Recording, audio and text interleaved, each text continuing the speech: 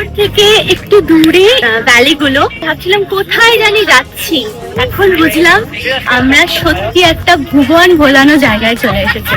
ওই কোলাহল থেকে দূরে এত সুন্দর একটা জায়গা।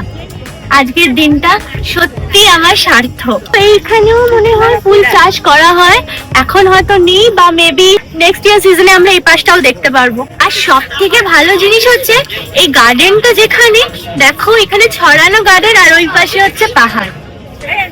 পাহাড়ের কোলে এত সুন্দর, এত বড় একটা টিউলিপের গার্ডেন, কি সুন্দর লাগছে দেখো।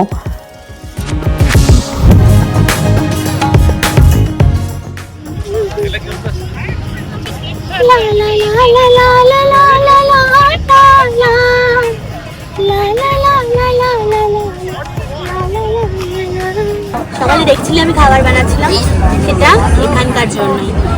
তো আমরা একবারে খাবার বানিয়ে নিয়েছিলাম। অ্যাকচুয়ালি ভেবেছিলাম এটা আমাদের ব্রেকফাস্ট হবে, বাট এখন প্রায় লাঞ্চের টাইমই হয়ে গেছে, তাই সবাই ঘরের বানানো খাবারই খেয়ে নিই, তারপরে আবার বাকিটা কভার করা যাবে।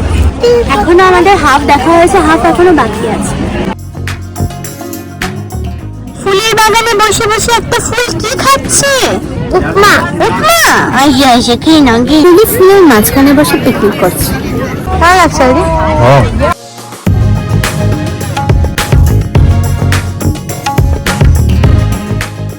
ভ্যালির যত ভেতরে যাচ্ছি তত যেন আশ্চর্য হচ্ছিলাম, এত রঙের বাহার তো সত্যি কখনো দেখিনি। এবার কোনটা?